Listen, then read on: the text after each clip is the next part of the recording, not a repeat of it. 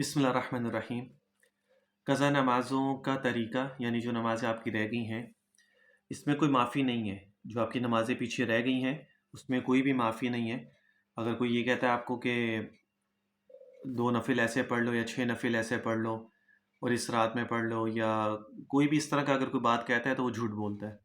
क़ज़ा नमाज़ तभी पूरी होगी जब आप उसको पढ़ेंगे। बग़ैर पढ़े कभी भी क़ज़ा नमाज़ पूरी नहीं होगी। एक तो ये इम्पॉर्टेंट बात होगी।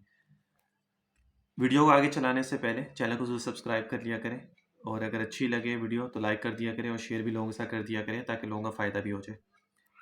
दूसरा इसमें यह है कि क़ज़ा नमाज को हम नियत कैसे करें।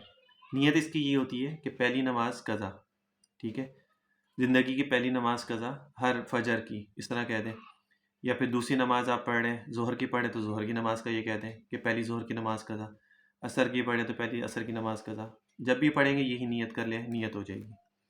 दिल में कह दें कि अल्लाह मैं अपनी नमाज क़ज़ा, नमाज जो है मेरी रह गई है वो पहली नमाज क़ज़ा वो पढ़ रहा हूँ, तब भी नियत हो जाएगी। कोई ख़ास अल्फाज नहीं है, नियत दिल में की जाती है और अल्लाह सब जानता है। जब आप ये कहेंगे तो अल्लाह ताला को पता है कि ये किस चीज़ की नमाज़ पढ़ा, वो हो जाएगी।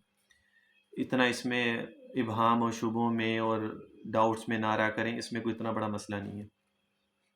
लेकिन ये कहें ज़रूर, ये ना हो कि बग़ैर नियत किए आप खड़े हो जाएं, वो ठीक नहीं है, ये कहना ज़रूरी है। अच्छा, फिर उसके बाद तीसरी चीज़ ये कि नियत तो हो गई, अब हम इसको पढ़ें कैसे? देखो, इसमें 2-3 चीज़ें हैं। एक चीज़ तो ये है कि उलमा फरमाते हैं कि हर नमाज के साथ क़ज़ा नमाज़ पढ़ लो। फ़जर के साथ फ़जर की पढ़ लो, ज़ोहर के साथ ज़ोहर की पढ़ लो, असर के साथ असर, मगरिब के साथ मगरिब, इशा के साथ इशा, ठीक है?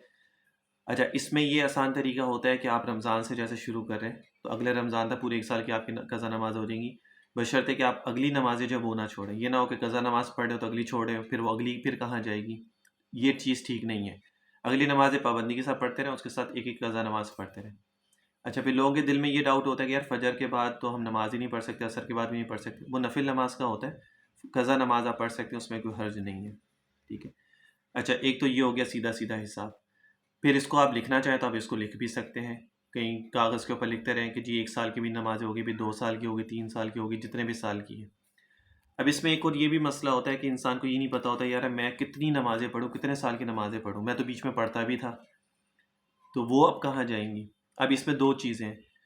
कुछ उलमा कहते हैं कि भाई जो पढ़े थे वो तुम गिन तो सकते नहीं हो, तो जो तुम्हारी अब पढ़ी भी हैं तो वो भी अब अगर तुम गिन नहीं सकते तो फिर तुम्हें पता ही नहीं है कि तुमने कितनी पढ़ी, कितनी नहीं पढ़ी है, और कब से पढ़े, कब से नहीं पढ़े। तो तुम्हें वो सारी जो है ना उसके पढ़नी पड़ेगी, उसके अंदर ऐड करना पड़ेगा उसको।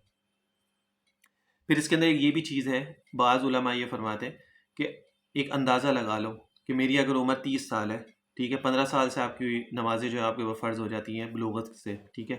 तो 14-15 साल से जब बुलूगत हुई तो उसके बाद से नमाज़ें शुरू हो गई। अब आपने उसके अंदर आपको इतना यकीन है कि यार 20 साल के बाद से मैंने नमाज़ें रेगुलर पढ़ना शुरू कर दी थी, उससे पहले मैं नमाज़ें कभी पढ़ता था, कभी नहीं पढ़ता था। एक अंदाज़ा लगा लो कि यार 3-4 साल की होंगी, उसके बाद से मैं रेगुलर पढ़ रहा हूँ नमाज़ें, तो मुझे 3-4 साल की अपनी नमाज़ें पूरी करनी है बस। बाकी मेरी नमाज़ें इंशाअल्लाह ताला पूरी होंगी। तो वो 3-4 साल की जो है ना, अब वो उसको पढ़ लो, ठीक है? और उसको लिख लो, उसको मुकम्मल कर लो। बाकी फिर अल्लाह से दुआ कर लो, अल्लाह ताला माफ़ फरमाने वाला है। अगर कोई कमी पेशी रह भी जाएगी, तो अल्लाह ताला उसको माफ़ फरमा देंगे। उम्मीद अच्छी होनी चाहिए। एक ये भी तरीका है इसके अंदर, ठीक है? लेकिन क्योंकि लोग फिर इस ये जो दूसरा तरीका मैंने बताया ना, तो लोग इसके अंदर क्या करते हैं, फिर लोग इसमें फ़ायदा उठाते हैं। फ़ायदा किस तरह उठाते हैं कि अगर किसी की उम्र 25 साल है, अब वो कहेगा यार मेरी तो भाई 1-2 साल की होंगी, उसके बाद से तो मैं रेगुलर ही पढ़ रहा हूँ, बीच वाले को उसने छोड़ी भी होंगी। तो वो कहेगा यार मैं तो रेगुलर रेगुलर ही पढ़ रहा हूँ, तो बस मेरी 2 साल की मैं 2 साल कर लूँ, मेरी तो नमाज़ें पूरी हो गई। अब ऐसा भी नहीं है, ठीक है ना? तो हर इंसान को अपनी नमाज़ों का पता है, मैंने कब से पढ़ना शुरू की है और कब से नहीं की है, कितनी मैं पढ़ता था, कितनी मैं नहीं पढ़ता। आजकल तो ये हाल है कि इंसान जुम्मे की नमाज़ पढ़ना भी बहुत मुश्किल हो गया लोगों के लिए। चीज़ है कि 5 नमाज़ें फ़र्ज़ पढ़ना, तो वो तो किस्मत वाले लोग हैं जो पूरी 5 वक़्त की नमाज़ें पढ़ रहे हैं, ठीक है ना? वरना तो लोग आज नमाज़ तो दूर की बात है, जुम्मे की नमाज़ भी कभी पढ़ते हैं, कभी नहीं पढ़ते, वो भी आसानी से छोड़ देते हैं। इतना ये हाल हो गया आजकल तो लोगों का। तो ये तरीके हैं उसके अंदर। आसान तरीका इसके अंदर यही है कि आप रमज़ान से शुरू करें और हर नमाज के साथ एक नमाज़ अपनी पढ़ते जाएँ क़ज़ा, ठीक है? और नफ़िल नमाज़ जो आप पढ़ते हैं आम नमाज़ों की, जैसे जो रेगुलर जो नमाज़ें हम पढ़ते हैं उसमें जो नफ़िल नमाज़ की जगह आप अपनी क़ज़ा नमाज़ पढ़ लो, वो ज़्यादा बेहतर है। वो ज़्यादा ज़रूरी है नफ़िल की निस्बत। हालाँकि नफ़िल और सुन्नतें आपको तब फ़ायदा देंगी जब आपके फ़राइज़ कम होंगे, तो वो आपको उसमें ऐड हो जाएँगे, क़यामत वाले दिन आपको फ़ायदा हो जाएगा।